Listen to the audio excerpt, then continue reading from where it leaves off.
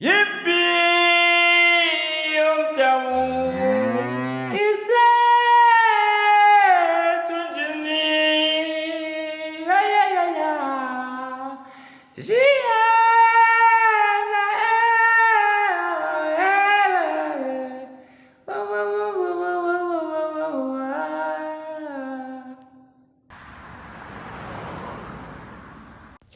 Undosi ucele ovela le empaphali usemlazi ko-BA emzini kaJohn Mbhabhadisi Ngubane uBafana uzokhuluma udaba lweingane zikaLinono okunguhlanganisani noZithelile. Iyaqala kanje lento.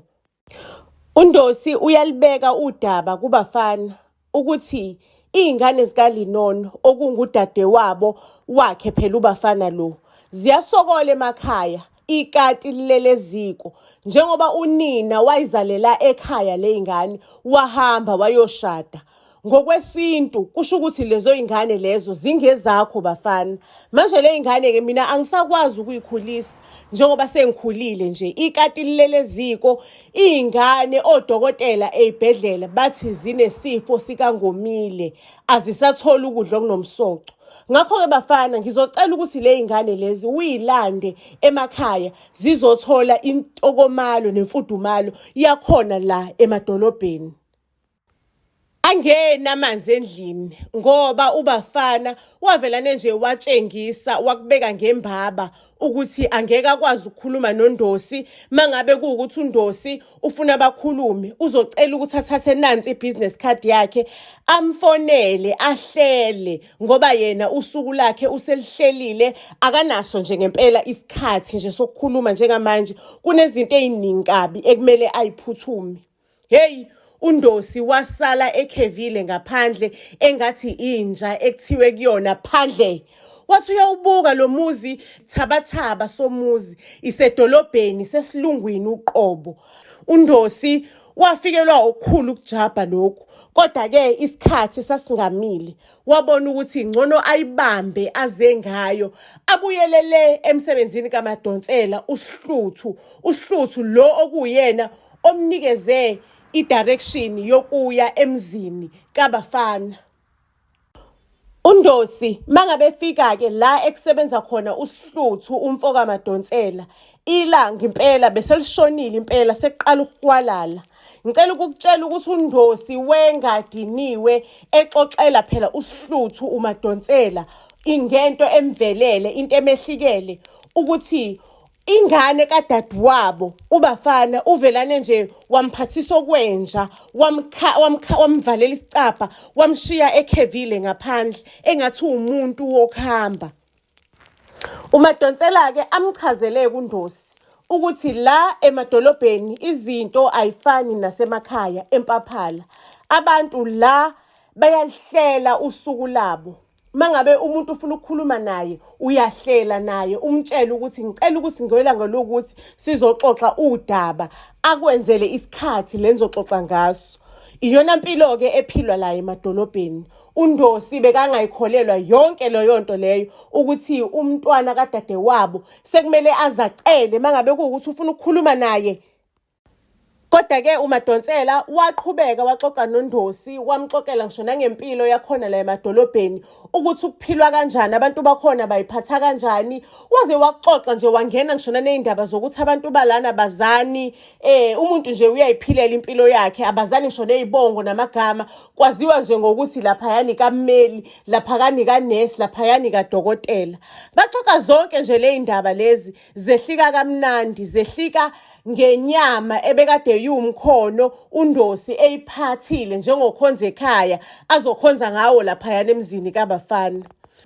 Ukusa kwabonwa uNdosi ngoba wasuka esitolo ekuseni edlantuzela elibhekise emzini kaBafana eyitshela ukuthi namhlanje uBafana ethande engathandi ngilihlelile usuku noma ngalihlelile uzokhuluma nami. Mangabe efika uNdosi kaBafana, hayibo, nangu uBafana ufike nje umamukela kahle ngezandla ezimhlophe, uzumenzela ngisho netiye namakhekhe. bahlale phansi-ke aliqaleke uNdosi udaba aze ngalo, udaba lokuthi ucela ukuthi uBafana athathe ley'ngane zasemakhaya phela azohlala nazo la. Hey, inkulumo ayihambanga-ke kahle phakathi kukaNdosi noBafana.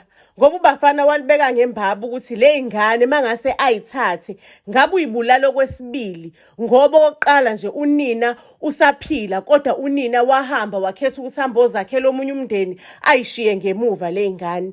Unina kumele kube uyena oyithathayo ley'ngane ngoba wayemkhuza udadewabo ukuthi akayeke ukunaka abafana, anake imfundo yakhe ngoba abafana banolimo olumnandi olushelelayo nolufudumele kodwa bayantinyela. Kodwa uLinono akazwanga, wazala ekhaya ezalela abafana abangaziwa ngisho nokwaziyo bemzalisa le ey'khotheni. Inkulumo ayiphelanga kahle neze, bekuqophiswana phakathi kwakhe uBafana lo noNdosi bephikisana nje impela, isimo sesingekho sihle neze. uNdosi waze wabona ukuthi la ngathi ngilwa impi engengize ngiwine, kuzomele ngivelane ngiphindele empaphalo ngibone engize ngayo. Kusenjalo nje kuqhamuke ingane kaBafana uTeenager, bekusawumfana omncanyana bakithi laphayana obomvana, aqhamuke isifuba simbambile engakwazi ngisho nokuphefumula kahle. uBafana ambuza ukuthi bususifuthile isifutho sakho? uTeenager anqekuzisa ikhanda ukuthi bese sifuthile. Hawu ngicela ukukutshela ukuthi uNdosi wavelane nje wayibeka izandla lengane wayithandazela, ingane yavuka yathi qingqo. Yaze yabuza ukuthi ubani lo mkhulu lo ongisindisile. Ngicela ukuthi lo mkhulu lo azohlala nathi lekhaya ukuze njalo mangabe ngigula angithandazele ngibe ngcono. uNdosi-ke wavelane wathuntuthi inyawo, wagoduka wabona aze ngayo. uNdosi wafika kwakhe empaphalo, wama egqumeni, amehlo wakhe wawaphonsa phansi emzini wakhe. Waphinde wawathatha amahlakhe wawaphonsa le esimobeni sakhe ebesithanda ukukhathakhathala. Lapho-ke amalima bekangasekho, okusho ukuthi bekumele akhiphe eyakhe imali ephaketheni ukuze asilungise. Waphinde waphosa amehlakhe le ezansi emhosheni, la umoya wakhe wathola induduzo encane, iy'hlahla ezayitshalwe yiy'ngane zikaLinono seyiqeda nje ukuvela zimbingelela, zawududuza kakhulu umoya wakhe. Mangabe kuwukuthi uthisha ofundisa umatikuletsheni ugrade 12, unesifiso sokuthi singafika esikoleni sakho sizodlala yonke incwadi Impi Yomdabu isethunjini from chapter 1 up until the last chapter, ku chapter 15, ungasendela ku WhatsApp noma usifonele kuyona le number le ebhaliwe la on our screen. uBuzz SA uyofika qathatha esikoleni sakho ayifikele nesinema yakhe ukuzodlalela abafundi bakho Impi Yomdabu isethunjini, la sipeqebula khona amapheji ngendlela engajwayelekile, indlela emnandi ukufunda khona, ufunde ngesitayela. Okwakho nje ukuthi ulungise ihholo noma iklasi noma ilibrary lesokudlalela khona. Masungakhohlwa-ke ukuthi umfundi ngamunye, ikhanda lomfundi u50 nje kuphela. Wakwayibonaphi into emnandi kanje? Usifoneleke usisendele iWhatsApp, masephinde futhi uyasifollowisha to all social media platforms, ubuke umsebenzi wethu ukuthi uhamba kanjani. Siyanithanda kakhulu.